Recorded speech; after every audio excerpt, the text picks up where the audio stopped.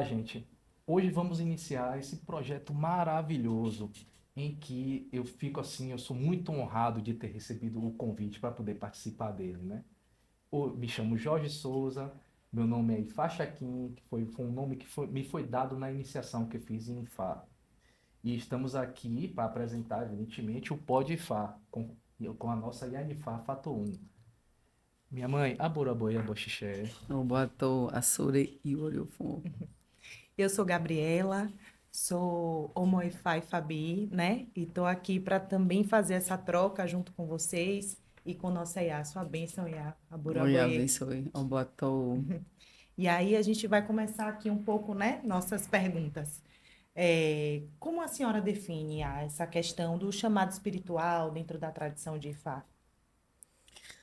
Olha, primeiro eu quero agradecer a vocês, né? A gente sabe que esse é um trabalho feito com muitas mãos, com muita boa vontade e generosidade da parte de todos que estão envolvidos, os bastidores, vocês aqui. Então, assim, a gente precisa começar com a palavra que é a palavra que abre tudo em Fá, gratidão, né? O filho ingrato, ele não tem o reconhecimento, a legitimação de Orumilá. Então, a gratidão é tudo para a gente. Obrigada de coração. Então, sobre o chamado em Fá, né? Que o sistema de Fá é um sistema religioso que ele envolve tudo o que diz respeito à vida da pessoa.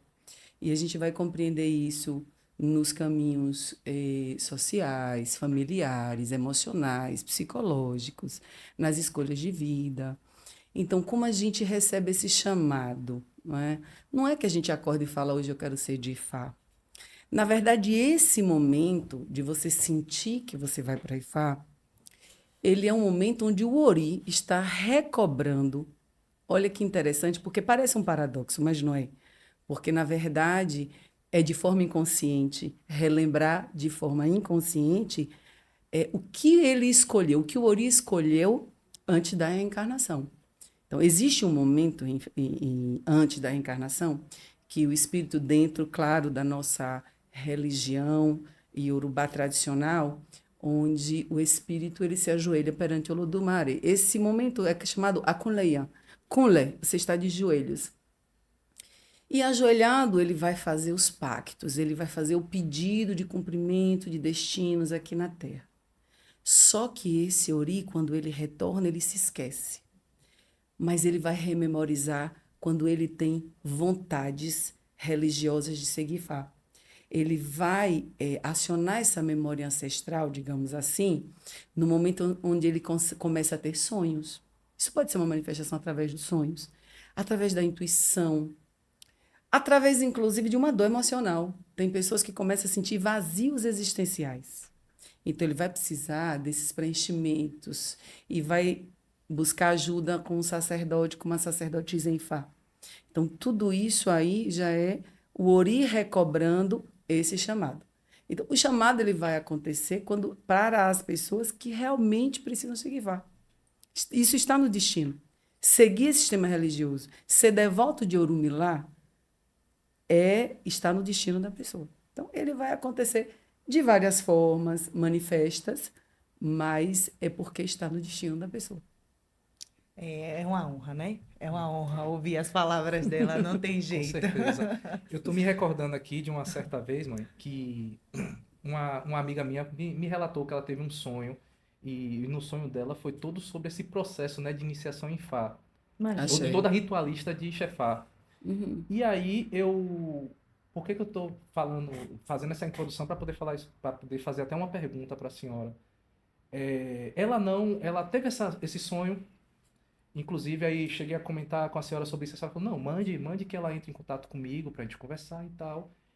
Mas ela não deu prosseguimento na conversa, não entrou em contato com a senhora. Não sei Sim, se sim. não acreditou, porque como eu tenho a iniciação de chefar, pelo que ela me descreveu, eu me vi dentro daquele processo do qual eu já Sim, vivenciei, Rememorou, né? né? compreendo. Exato, com a senhora.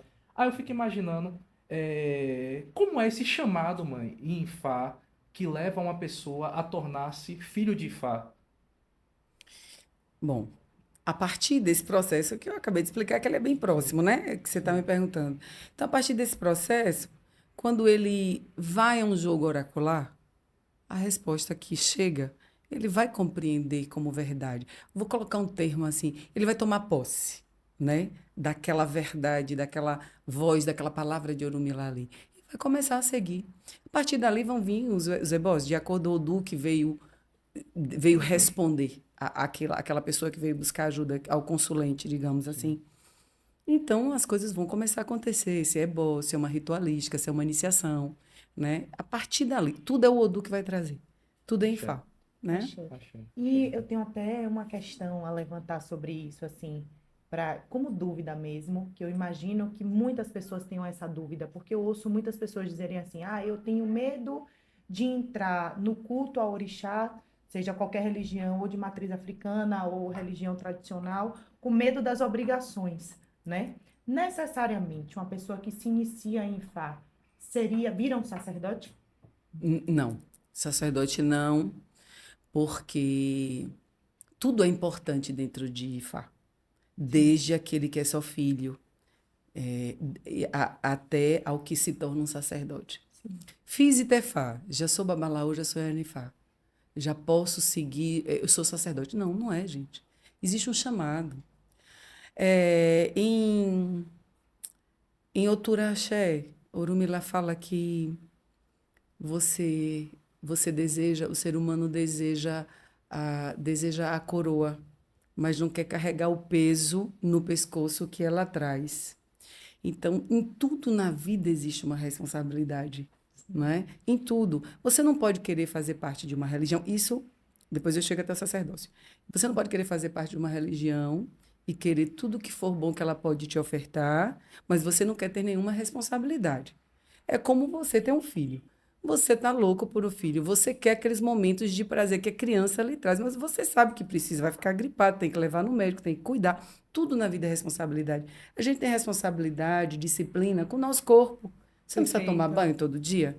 Você não precisa Sim, se cuidar todo dia? É a mesma coisa. Em qualquer sistema religioso, você vai ter que ter responsabilidade com isso. Né? A gente não pode querer só o crédito, só os créditos. Eu vou rezar em casa para qualquer outra energia, porque é melhor estar no conforto da minha casa. Por que que não vai lá no terreiro, onde é um espaço também de aprendizado, de perfeito. modificação? Esse conforto emocional é onde faz chega para dar uma cutucada em você mesmo, né? E sobre o chamado ao sacerdócio, que requer estudo e requer muitas iniciações. Você não entra para o sistema de Ifá, para Ifá, faz o Ibodu, que é a entrada do Ibodu, que nós chamamos o Itefá, para se iniciar em Urumilá, e você já sai com o sacerdócio.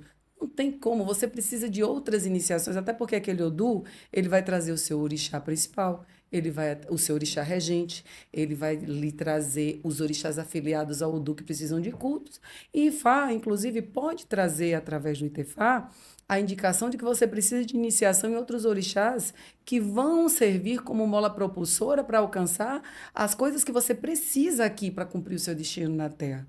Sim. Então, não é só sair e dizer que já é sacerdote. É estudo, é aprendizado, iniciações e aprender aquilo que eu julgo ser muito mais importante, os códigos de ética de Ifá. Uma pessoa que entra em Ifá e não conhece os 10 mandamentos de Orumilá no Odu e Kafum, ele não é um ifista. Então, tem que haver estudo, tem que haver, entre aspas, a catequese, para que você consiga, tem que alfabetizar em Ifá.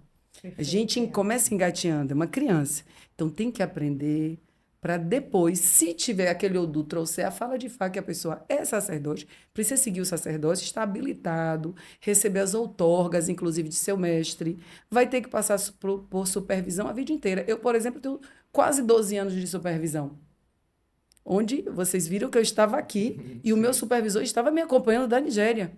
sim, sim. E me orientando, e a gente sempre fazendo as trocas que são necessárias. Claro que hoje, não mais naquela condição de aulas como eu fazia, Sim. por videochamada, videoconferência.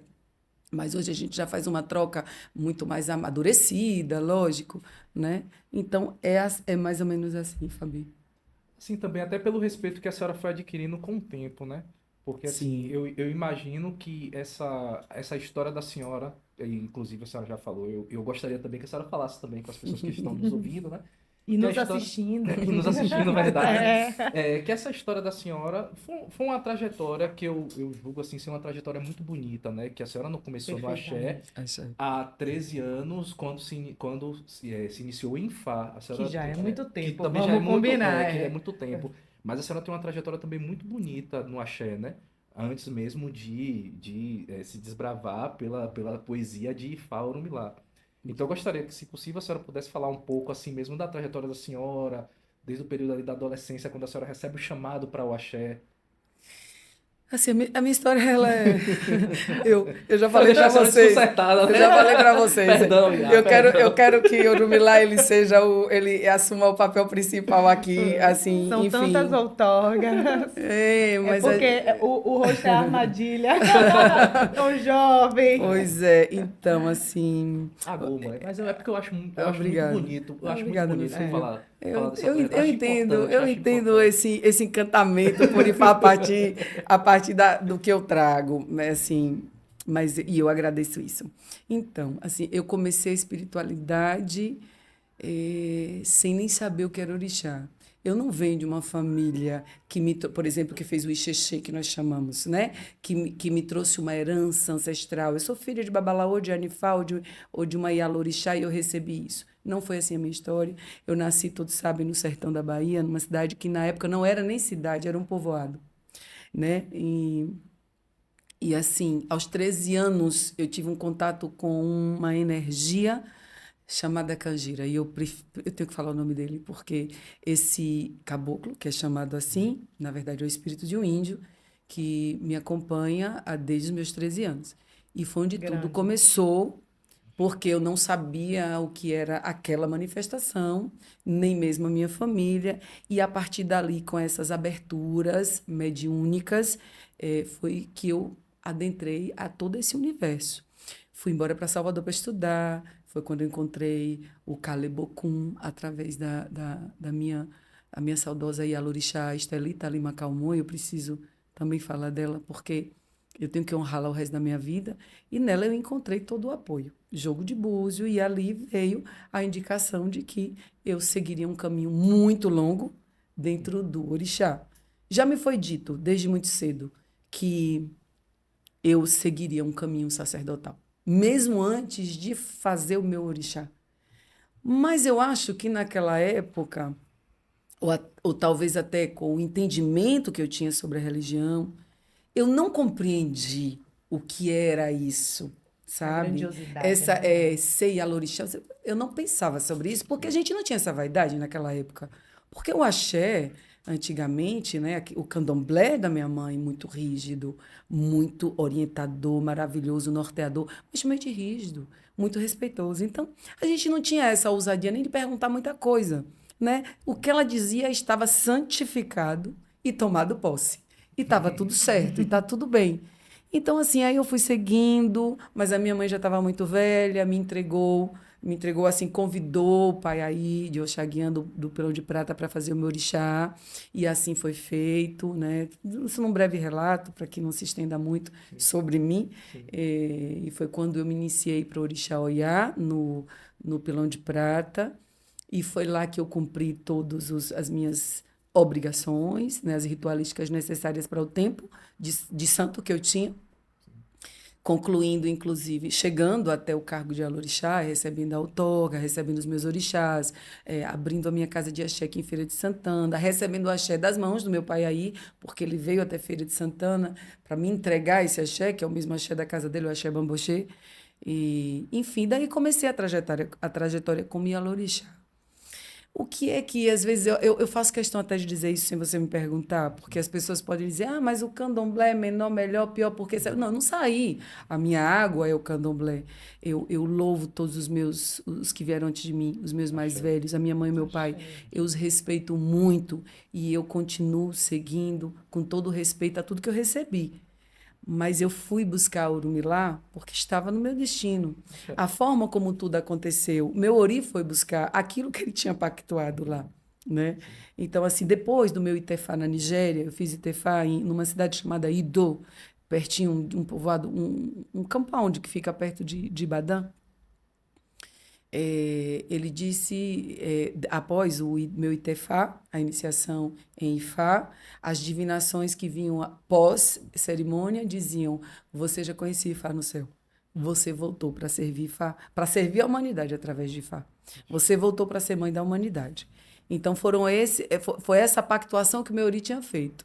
E o Odu que me rege, que veio no meu Itefá, é um Odu onde diz: essa pessoa retorna para fazer Ifá. Não há nenhuma outra profissão que não seja uma Yanifá, uma mãe de Ifá, uma sacerdotisa de Orumilá.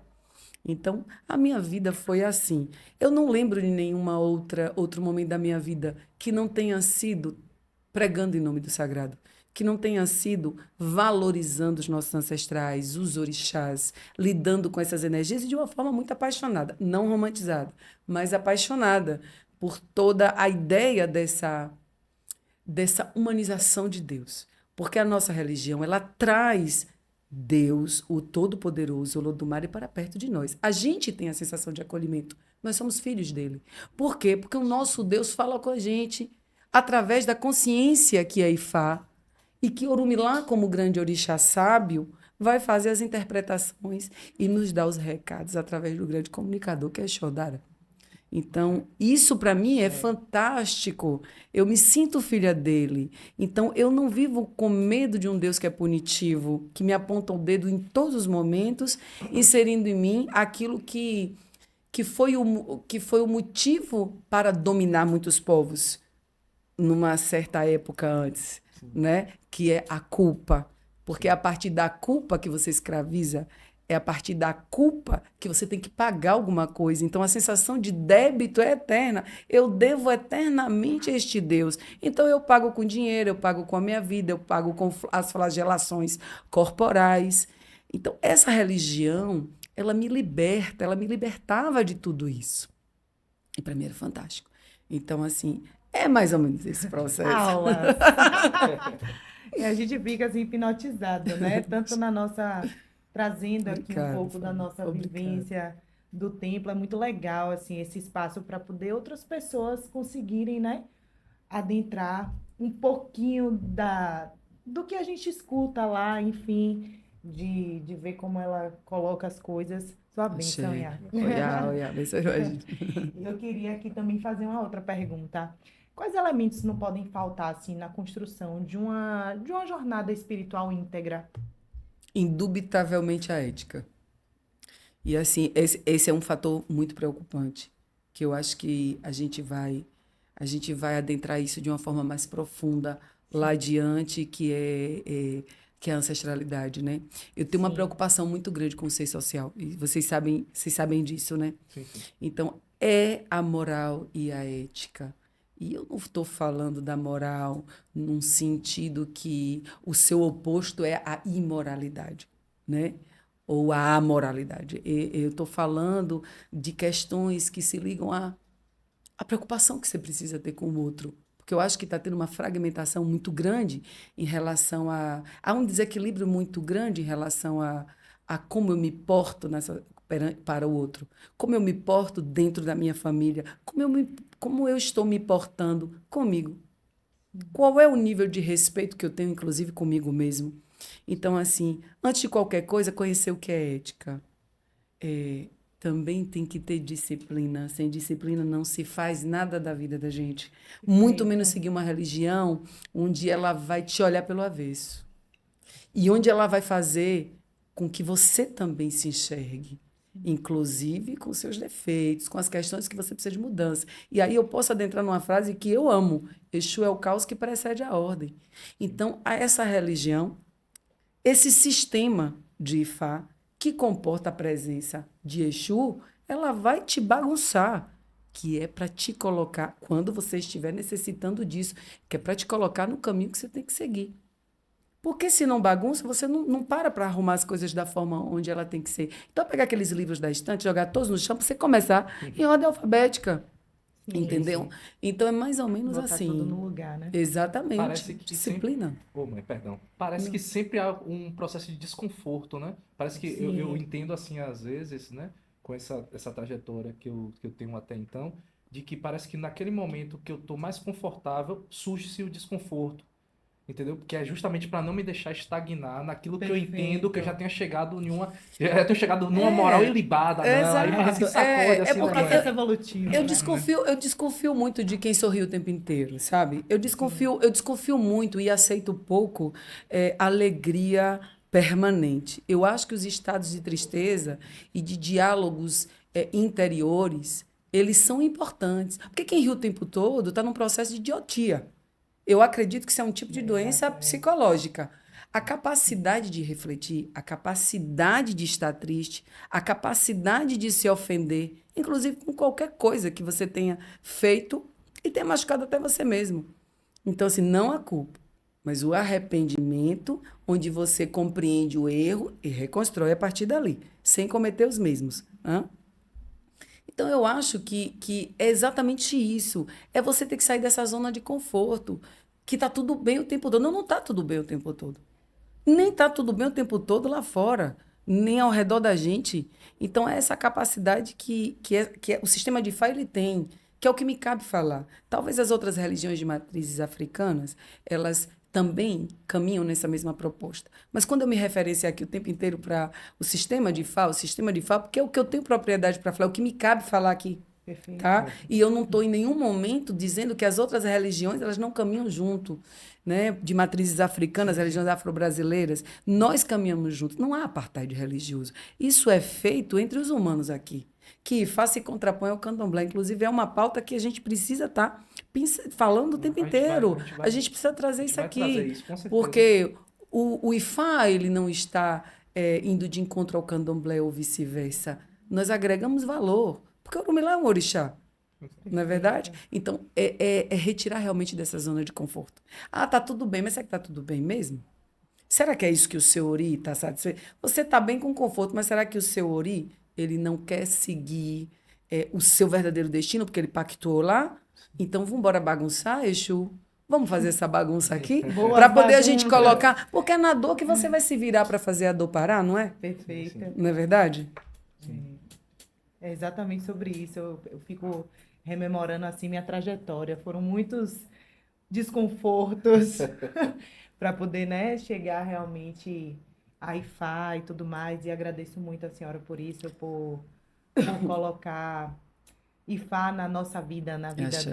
na minha vida, na vida da minha família. Achei. Enfim, você tem alguma pergunta para fazer para ela? Mas Quer que eu tava pensando Eu aqui. tenho algumas. Não, é porque a gente tem, né? Sempre tem várias perguntas. Aí eu tava pensando aqui, mãe, já que a senhora também, voltando nessa parte aqui que a senhora tava falando de construção enquanto sacerdotisa, quais as obrigações assim mais profundas que a senhora tem a dizer assim sobre essa construção da senhora como sacerdotisa à frente de um templo, a senhora como mulher, Líder, tendo essa liderança, como a senhora diz assim que a senhora entende no seu dia a dia aí, ó, no seu cotidiano ali, ó, arrastando o pé ali descalço ali, todos os dias nosso lindo Ebé. Ou seja, quais são as obrigações que a senhora vê que são mais profundas e que a senhora chega em casa, assim, naquele íntimo da senhora, a senhora, os Exus e Orumilá, e a senhora fala assim, hoje meu pai, hoje eu consegui. Olha, e eu sem falsa modéstia, que eu não tenho isso mesmo, sabe? Eu acho que eu sou tão transparente que eu não consigo me esconder atrás de nada, não. Então, o que acontece? Eu não sei se tem algo de verdade que seja mais desafiador que o outro. Porque, assim, tudo está na seara do sofrimento humano. E eu sou uma apaixonada pelo ser humano. Eu verdadeiramente acho que todos os sacerdotes precisam trabalhar o processo de empatia. Né? Ele precisa Perfeito. ser empático com a dor do outro. Ninguém vai me procurar para dizer assim, e Anifá, eu quero uma consulta porque eu estou tão feliz. Então, assim, como eu faço? Eu quero fazer a ebó por um milagre porque eu estou alegre, entendeu? Então, ninguém vai me procurar. Ele vem porque ele tem uma dor. E ele vem buscar Verdade. cura. Cada dor daquela é desafiadora para mim.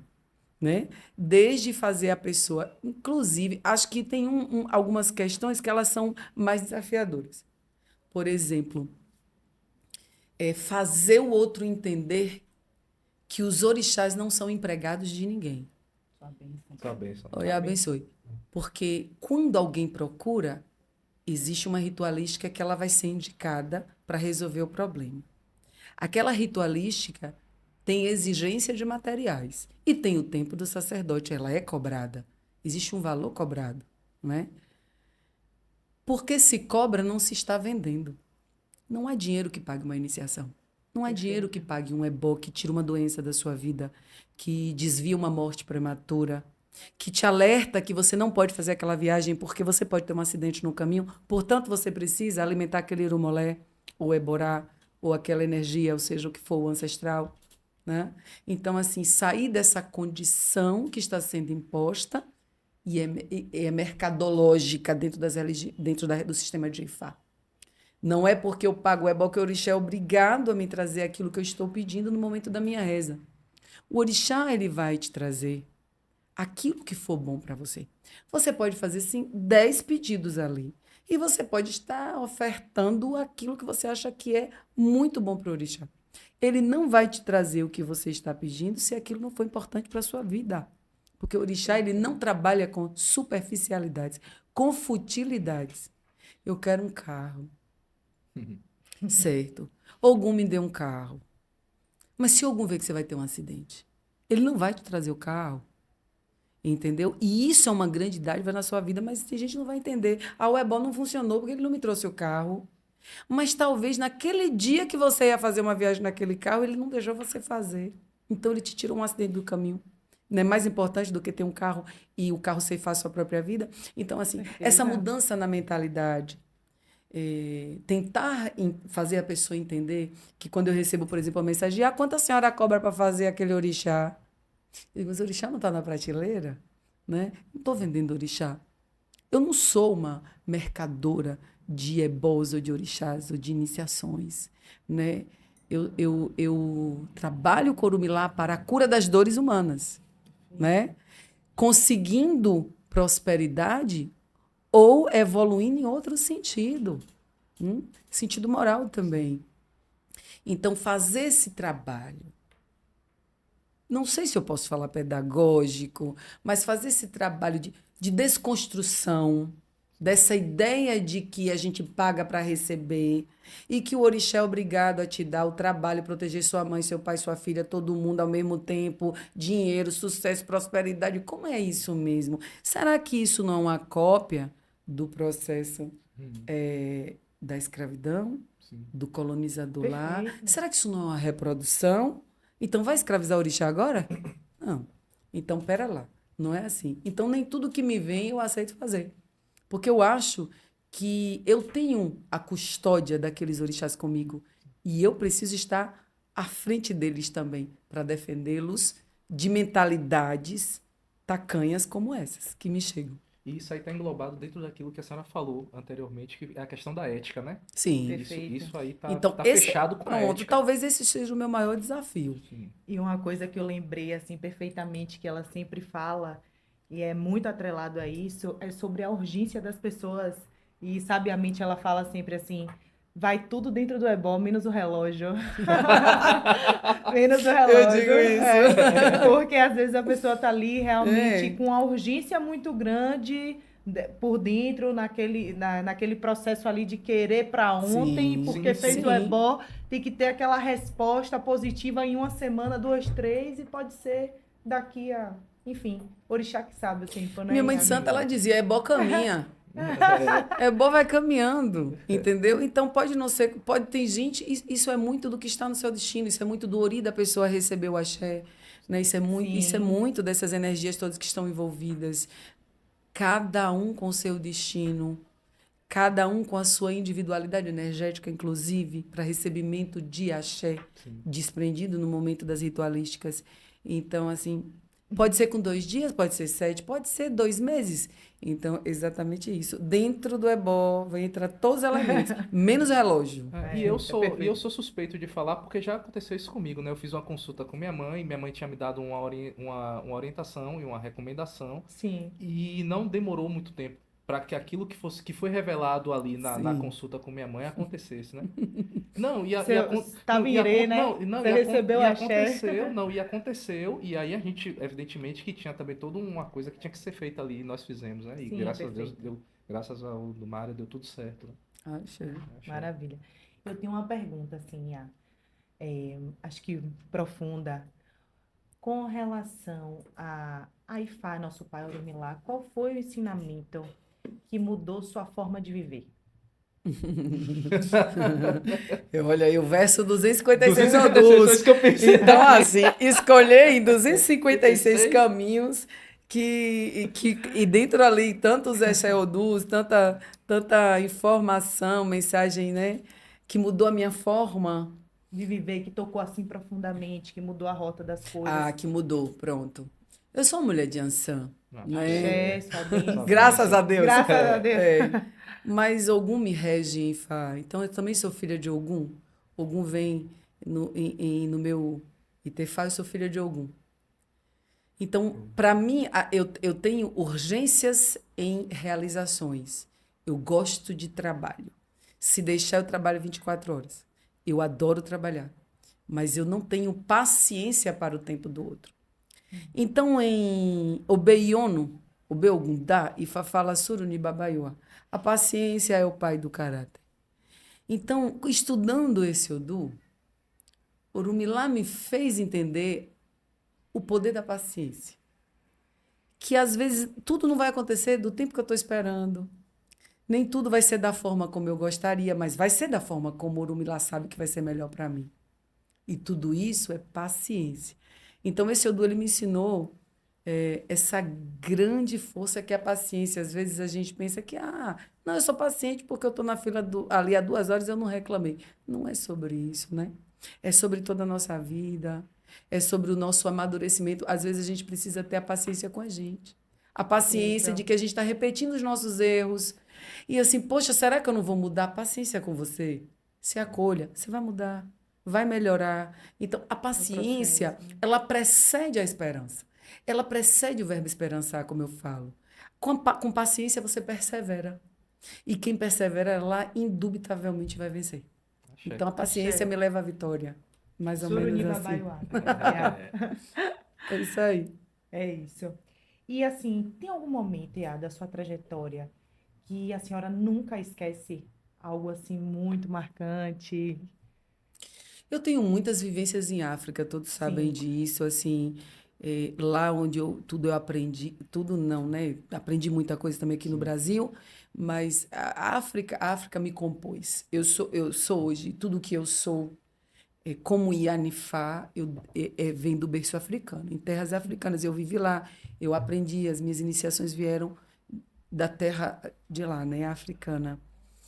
Assim, muitas coisas me marcaram de forma muito positiva, outras não negativamente, mas me fizeram repensar muitas questões.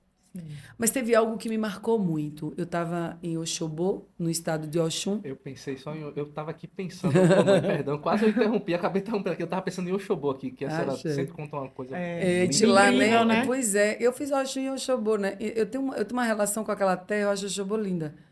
Eu tenho uma relação muito boa com aquela terra. Então, assim, eu estava em Oxobô e eu já tinha feito Oxum, eu estava com a minha iê, a minha sacerdotisa de Oxum, e de repente ela recebeu uma notícia que alguém tinha falecido. E ela me chamou, vamos até lá, no velório, né? Vamos lá e tal. Eu digo, vou com a senhora, sim. Quando chegou lá, era um rapaz de 22 anos. E aí eu entrei, os pais estavam lá chorando, eu fui para os meus sentimentos, a mãe, ao pai. O pai estava muito triste, mas o pai estava numa tristeza tão grande. E a gente percebia que era um homem muito forte, mas estava muito triste. E aí eu falei, poxa, queria muito poder assim, tá, mas entender o que é que ele tá. Ele não conversa, ele tá só muito triste, ele não conversa. Como que a gente pode ajudar? Ele falou assim: porque o Axipá. Eu falei, Axipá? Ele falou, não, ele era um homem que tinha um cargo de Axipá, um cargo muito grande no culto de Ogum. E aí ele perde o filho de 22 anos dentro de casa com a morte súbita. E eu olhava para ele e eu pensava, meu Deus, ele é tão grande no culto. Para entrar na casa dele, eu passei por Ogum, o Ogum da casa dele e da Imagina. família, e reverenciei Ogum. Como é que a gente vai entender o que é um homem ser um Axipá, estar dentro de um culto que dá uma entrega, tem uma devolutiva de força espiritual muito grande, e ele passa por uma dor dessa. E a gente começa a entender que nós não estamos incólumes às leis de Olodumare, porque nós estamos cuidando dos orixás. Existem certas dores que elas vão acontecer. E nem por isso ele está pegando o ojubó do Ogum dele e está jogando fora. Né? Então, é essa resignação e essa resignação diante da dor e esse respeito absoluto e não ferir a religião que ele segue e nem culpabilizar o orixá por aquela dor. Né? Que ainda tem muito isso. Isso me chamou muito a atenção. Me fez ver que a gente cuida, mas a gente cuida para ter força, inclusive, para lidar com os nossos dissabores. E não para que, por exemplo, algum retire todas as nossas dores e a gente só viva feliz o tempo inteiro. Porque qual seria o mérito mesmo? Né? Então, naquele momento, foi um choque de realidade muito grande para mim. Porque naquele momento, pela empatia, eu me coloquei no lugar dele. E se fosse comigo? Como é que seria? Porque tem gente que, por muito menos que isso, joga seus orixás fora. Não, porque eu perdi um marido, meu marido está com amante, eu perdi um amor na vida. Então, assim, orixá já não serve mais. Cadê orixá? Cadê orixá? Isso A é gente está real. vendo aí na mídia o que está acontecendo, sim. que as pessoas dizendo, eu cultuava orixá e morreu, por que o orixá não ressuscitou essa pessoa? Isso é uma fala extremamente desrespeitosa. Então, Intolerante, isso aí, né? me marcou bastante. Eu lembrei aqui de uma poesia de Ferreira Goulart, que ele faz em homenagem a Clarice Lispector no dia da morte dela, que é justamente ele fala sobre isso. Assim, em outras palavras, ele fala assim, né, que ele trafegando em direção ao cemitério do Caju, né, ele observa que as árvores, os pássaros, o dia vivem sem nós. Quer dizer, ele se pensa ali na própria significância dele, Exato. mesmo sendo poeta, que não tá assim, ileso de que aconteça, de que aconteça alguma coisa. Que Sim. todos têm o Exato. seu tempo, tem o seu Sim, dia, né? com certeza. Então, esse fato, ele me deu uma sacudida. Ele falou, acho que isso que aconteceu comigo, falou, Faton, senta na tua cadeira de humana. Que lindo, Porque, né, mãe? senta na sua cadeira de humana, porque se tiver que acontecer uma dor e tiver no seu destino e você tiver que passar por isso, Vai acontecer. você vai acontecer. Então, para de se sentir, não que eu me sentisse, Sim, mas sim, assim, isso aí. isso é um chamado para a realidade. Claro, com Porque certeza. assim, o sacerdote principalmente, ele precisa ter muito cuidado com o ego. Né? Precisa ter muito cuidado. Porque senão isso toma conta. E ele começa a se portar como o Deus encarnado. Sim. Eu sou o Deus e vocês são os meus servos aqui. Os iniciados são os meus servos. E eu sou o intocável, eu sou a intocável. E não é bem por aí que a banda E cria uma toca. certa prepotência, né, mãe? Total. E vai criando uma certa prepotência por conta Certeza. de tudo aquilo que vai se conhecendo. E esse é um vai se distanciamento, manipulando, né? inclusive, da substância da religião, o sistema de Ifá. Porque dentro do sistema de Ifá, uma das maiores indicações de mudança interior é a humildade. Um sacerdote de Ifá que tem um ego enlarguecido, Orumilá está muito longe dele. E uma das coisas, mãe, perdão, Agô, uma das coisas que eu acho mais bonito, assim, e que eu lembro que a senhora falou isso nos meus primeiros dias lá na nossa casa, que é falar, que a senhora falou para todo mundo, falou assim, quando eu vou me consultar, ou quando eu vou atender vocês, eu atendo sentado na esteira, porque é determinação de Ifá, de Orumilá. Sim, Para que justamente não haja essa vaidade entre o sacerdote, a sacerdotisa, E quem com, tá ali, né? com quem está ali, Consulente. frente ao Pelé. E você sabe que essa também é uma conexão que a gente faz com o Nilé, com a Mãe Terra, né? Porque a gente compreende que ela é tão importante, ela está aqui, ó, a gente está pisando nela, não é porque ela é menor que nós, é porque ela nos dá sustentabilidade de caminhar sobre ela. Uma árvore imensa tem uma raiz muito forte, então é o respeito a essa raiz. Né? A gente não vai molhar uma árvore jogando água nas folhas. A gente vai jogar lá. Então, olha ali a substância, a força, o segredo. Né? Então, é sobre isso. Não é quanto maior meu trono, mais forte eu sou. Essa é uma deturpação, inclusive, enfim, talvez dos monarcas, digamos assim. Lógico que os reis precisam sentar em seus tronos, mas com certeza quando eles trazem os seus babalaús, os seus sacerdotes para consultar, eles estão no mesmo posicionamento, né? Na mesma altura. Sua bênção.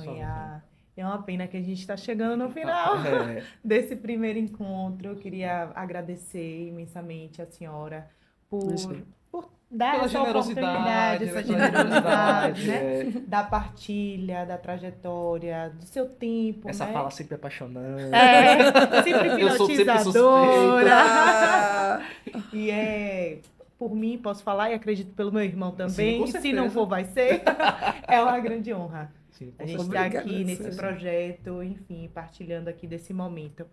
E para encerrar, assim, esse nosso primeiro encontro do Podfá, eu queria pedir gentilmente para a senhora deixar um modu ou um provérbio, uma fala inspiradora, Vocês Sim, me dentre as muitas que já foram apertam. colocadas Eles me aqui, apertam muito, então. para abrir, né, os caminhos desse novo ciclo. Então, vamos lá. Em Ogundamedi, Ifá fala assim: Ogun Oniba Orumila Sadio. Então, ele quer dizer: Ogum não pode fazer a viagem no lugar de Orumilá. Ou seja, a gente nunca pode andar conforme o destino do outro. A gente tem que estabelecer diálogos conosco, a gente tem que honrar a nossa verdade interior, a gente tem que honrar o nosso caminho espiritual. E a gente não tem que achar que o outro, porque tem isso, ou porque tem aquilo, ou porque tem 50 orixás, ou porque isso, enfim, eu quero seguir o que aquela pessoa está seguindo. Muitas vezes não vai funcionar, né? Então, assim, é sobre você compreender e honrar as suas verdades, o seu caminho. E isso é ancestralidade. Isso é viver a ancestralidade. Achei. Achei. Axé, Oludumaré. Sua bênção, Sua Iá. bênção. Oi, Sua abençoe. bênção. Muda o pé pro pão. Sou eu que agradeço. E aqui a gente encerra, né? Mais um programa, o nosso primeiro. De muito. De muitos. E contamos com a participação de vocês para os próximos que virão. É isso. Obrigada. Obrigadão.